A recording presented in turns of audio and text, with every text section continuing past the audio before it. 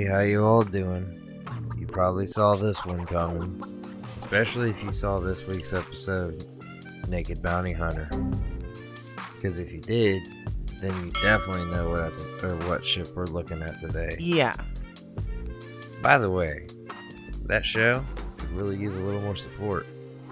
Go ahead, hop over there and check that one out. I think if I can remember properly, I'll go ahead and put a card up in the corner here if you want.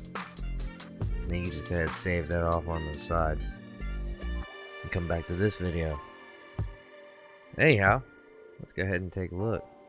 It's the Aegis Retaliator. What a wonderful angle. Let's get into it. Well, here it is in all its hulky glory. The Aegis Retaliator. Man, this thing is a beast. And I mean it, dude. I don't think there's anything that has as much hull in this game that a player can fly. No, a player. Remember that a player can control currently in the game. As this ship. This ship has the thickest skin on it out of anything, and it throws some of the biggest bombs that the game's got. It is considered a heavy bomber, even though it doesn't have bombs. It has torpedoes. But okay. Anyhow,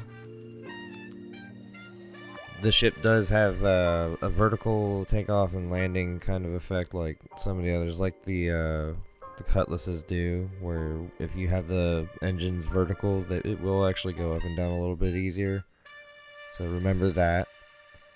But it's not as specific as, say, the salvage ship, the really, really big one. I can't remember what it's called now.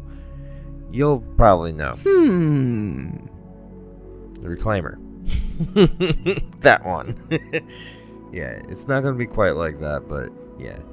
Let's move on in here, and as you can see, this is where you enter in. It's got the two elevator system, just like the Hammerhead, except they're much closer to each other.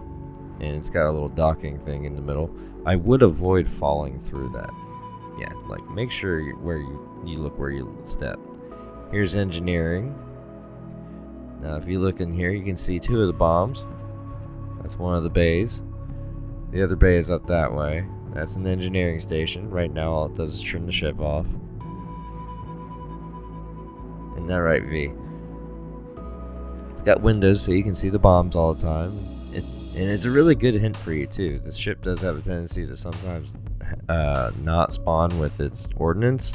And it's always a good idea to take a look in one of those windows just to make sure if your ship currently has its big bombs in it or not.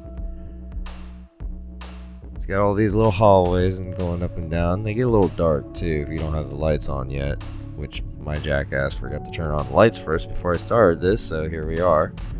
That's the lower turret in the back. Well, one of. I think it's a back. Actually, yeah, that's the back. And here's the other side, yeah. So there's two in the top on the back and then one on the bottom in the back. And then we go to the front.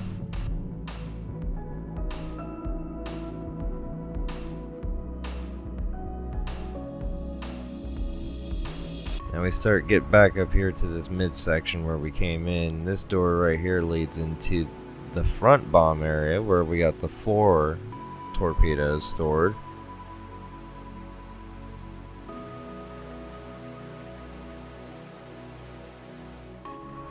And there's the toilet.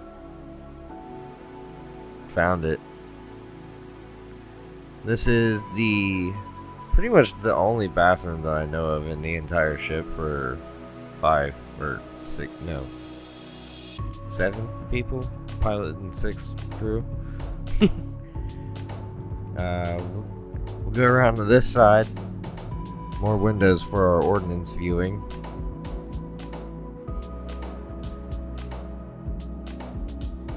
Now we go through here, and this leads to the captain's quarters, which is pretty much just a bed. A single bed. I really don't even like calling it the captain's quarters, because it's really just kind of like the pilot's quarters.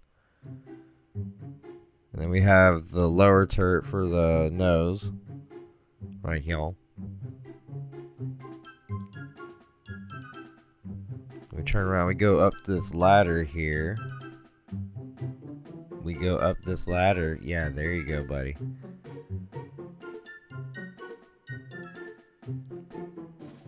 Now we look up and that's the upper turret on the front.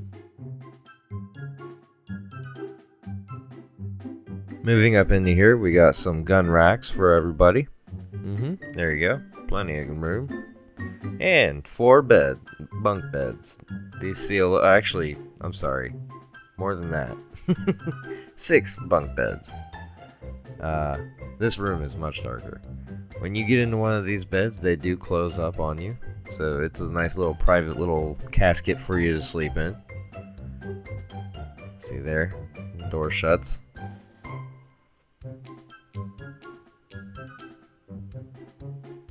And just so you know, that's where the log and the exit button are on it.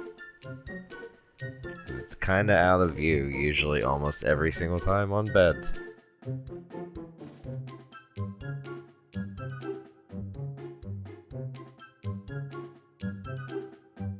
Alright, so that's about the whole tour of the inside of the ship. I guess what we'll go ahead and do now is let's go ahead and take a look at the Urkel. And then when we come back, we'll get into some combat footage and other stuff. For your weapons, you're going to be looking at size 4 turrets. All of them. None of them are controlled by the man flying the ship. So you need friends if you want to be able to shoot people. But that's not your only way of killing people, as we all know already. But anyway, moving on. Each one comes with a couple of Panthers. On these anyway. Then we got Badgers down here, but well, and a couple more Panthers actually. So we got the size 3 Panthers on 3 of our turrets. And then 2 of our turrets have the size 2 Badgers. Each of them are doubled up. Some of them have a little bit harder time hitting things because, you know, the way this ship is shaped, you're gonna end up like aiming at wings and other weird humps on the ship. So you need to rely on your friends. It's actually oddly enough kind of like a hull tankier version of a hammerhead that doesn't have quite as much coverage. Well, easy coverage for turrets. And it can fire much bigger missiles. Which, moving on to the missiles, or rather torpedoes, because that's what they are. They're torpedoes. They're size 9s. They big boys. 2 of them do 791, 241 damage. That's together. That's not one of them. If we go and we look at the individual, the stock ones are 395, 620. I would suggest changing these immediately, except for the one small problem that torpedoes are expensive. So maybe wait until you got some money. The cross sections will work. They do work in this case. It is possible to lose your targeting computer for like some of the turrets. Or not turrets, but for the missile racks. These 2 specifically on me. Like, I had the 4 still working, but I, like, ran into an asteroid, didn't die. I was flying sideways. I hit something good enough, hard enough, that I could no longer actually target, like, lock anything for these 2 missiles, or for these 2 torpedoes. I keep doing that. From now on, I'm just going to keep calling them missiles, even though they are torpedoes. Just remember, they are torpedoes and not missiles when I say missile, okay? There.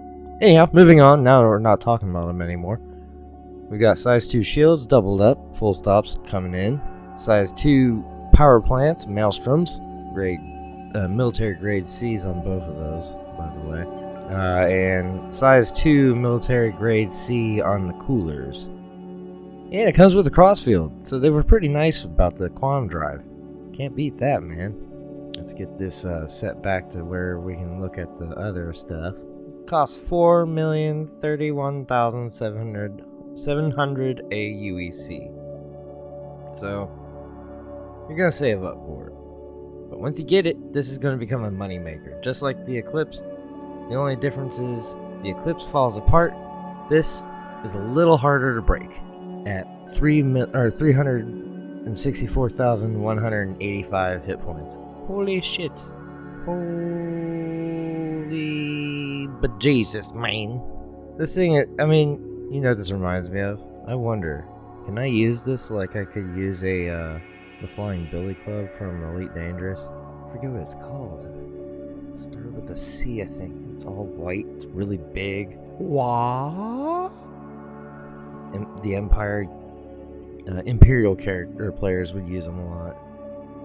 And, well, PvPers would use them just without weapons. Anyhow, I kind of wonder if I could just like jet ram with a Retaliator. With all that hit points. Just run into a hammerhead, see what happens. Will we both blow up? Probably. I'm gonna have to test that out someday. Anyhow, back to the rest of this. Well, let's go ahead and get this engine started here.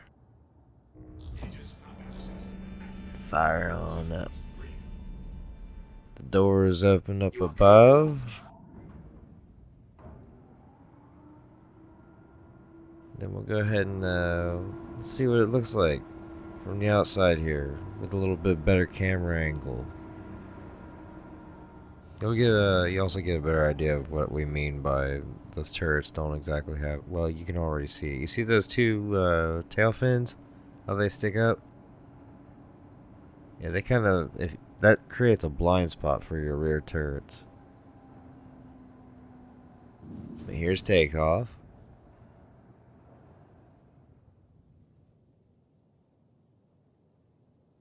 And it's, of course, dark. So we don't really get the best view. Well, hell, let's go blow some shit up. First off, we have the hyper professional style.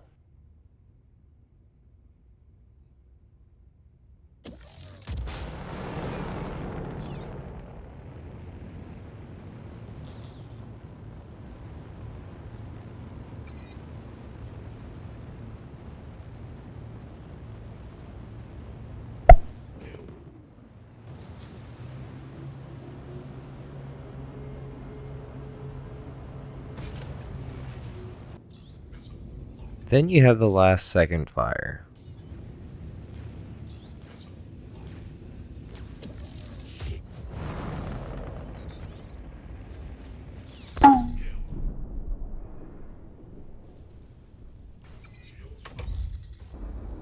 It always tends to be a good idea to not run into things, so you don't break parts of your ship off on a ship like this, because this ship is very expensive to fix.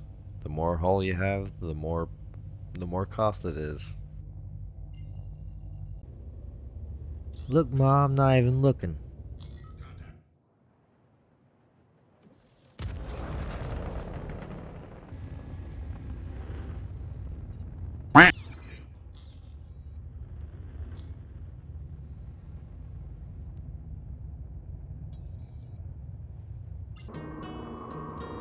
Alright everybody, well I hope you all enjoyed. If you did, leave a like, subscribe, and come back for more.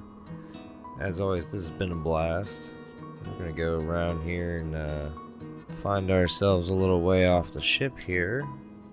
Have a little fun thing to do. You know, we like to end in a good way. Open that hatch I told you not to fall through earlier, and just let's fall through it. Yep. I'm just gonna fall. Plummet to our death. There goes the ship as it falls. Bye, Retaliator. Bye. Love you. Watch it just bounce off the ground. Oh, wait. I decided I wanted to look at something and I forgot. You can't take clothes off while you're falling. I guess that makes sense. Ah, I missed the boom. Oh well. Hope you guys enjoyed. Bye.